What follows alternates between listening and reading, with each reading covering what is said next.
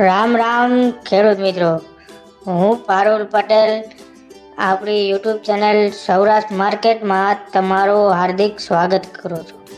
તો ખેડૂત મિત્રો, આજે આપણે જાણીશું રાજકોટ માર્કેટ યાર્ડના ભાવ.